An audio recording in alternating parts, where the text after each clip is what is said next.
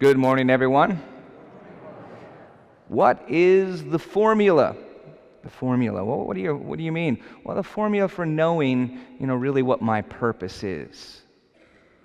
So hopefully we live a purpose-driven life. What's the formula? What can just the simplest of things really imbue everything that I do? We'll talk about that in just a moment. Well, let's review and challenge ourselves. 2 weeks ago, we looked at the gospel where Jesus was accused of his miracles being of Beelzebub. And really, it's Beelzebub who wishes to divide us. So, divide us from ourselves, from our family, create division within our greater community. Division. So, the Lord says tradition. Okay, the enemy says division. So we put that in the context of the 7 deadly virtues. I mean, the 7 deadly, I'm thinking of a song there. The 7 deadly sins. Okay, with regards to that, sloth, gluttony, greed, anger, lust, pride, envy. Which ones do you kind of lean towards? See, there's kind of a natural virtue within all of us in a lot of ways. And so there are going to be some of those sins where we just we don't lean towards. But there are a few of them that we probably, we struggle with. And primarily we're looking at these sins hold up to us a counterfeit. Remember the bill, the $1 million bill or the $50 bill? So we want to choose that which is real. The reality is that there will be some of those sins where we're more apt to grab for the counterfeit. The example that we used was sloth. So there's nothing wrong with a nap or taking rest. But if you're in a situation where you know that you have the energy, you should do this, but instead you say, well, I could take a nap, or I could relax a little bit. And it's a counterfeit. You know that if you take that nap or you take that rest, that you're not going to feel refreshed afterwards. You're not going to feel at peace or joy. It's just going to create more angst. So what the reality was is to do what you knew needed to be done. And once that happens, and even though it might be difficult to do, you feel the peace. Okay? You feel the joy. And there's order. So, again, the enemy wants us to be divided, especially within ourselves. What are those things that you lean towards? The first principle of the spiritual life is to know yourself. Today, we're looking at the formula.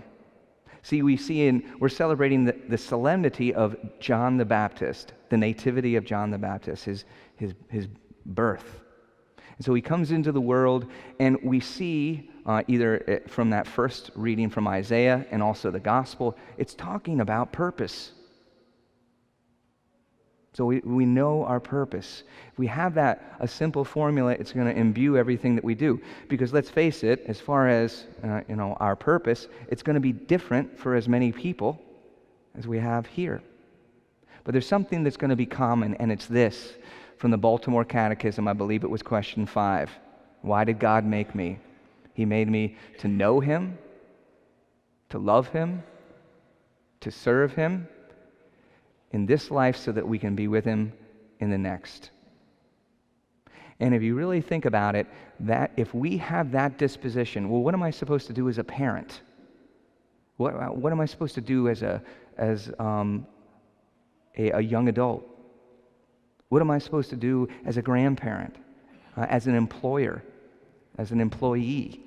All of these things, it's going to be different. But if we have that foundation, I am called to know you, Lord. and to love you and to serve you. And whatever situation I find myself in, if I'm following that, then your life is going to imbue mine.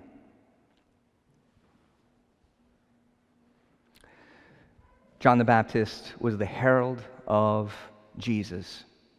He prepared his way. And our lives do that for others in the way that we act. It was interesting.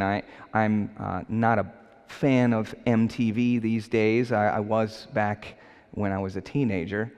But I couldn't help but come across the Generation Award that they gave recently. It was Chris Pratt.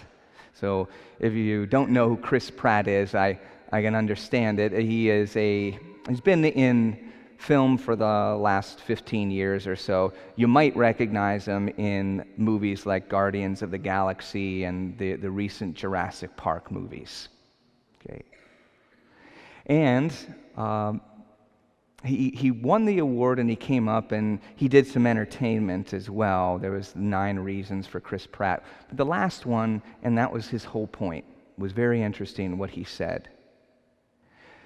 In a day where Hollywood is taunting its own thing, and those who have gained notoriety, they decide the rules. Pratt stood there and said, I want to remind you, and it's very important for all of you to know this. So he's talking about to the young generation. Remember that the good things that we enjoy in this country, you didn't pay for. Somebody else paid for it with their blood. Remember that. That's pretty good. I think that's solid. We're all blessed in this particular country, and we should remember that it was paid in part maybe by us. But we should certainly remember those who have gone before us, who sacrificed, and now we enjoy what we do. Then he went on and he brought it to the level of God. And he said, you all have a soul. You all have a soul. And the benefits and the goodness that you have in your soul, it wasn't paid by you. It was paid by somebody else's blood. And what an absolutely brave and courageous thing for him to do, to talk to a young generation about Jesus Christ, and to do it in a way that they would actually applaud him. And indeed they did, over and over and over again. Well, that was his answer in regards to what he had in opportunity. What kind of opportunities are you going to have? Am I going to have? I'm certainly probably not going to have an opportunity to talk to millions and millions of people in a particular moment. That was his opportunity, and he took it. And indeed, he was a herald of the faith in that regard. Good for him, and good for those who heard that message.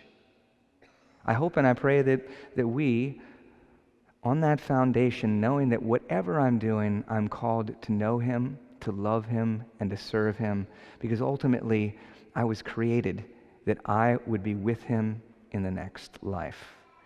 How will you respond to that opportunity? I hope that you realize that each one of us here are a herald of good news in Jesus Christ.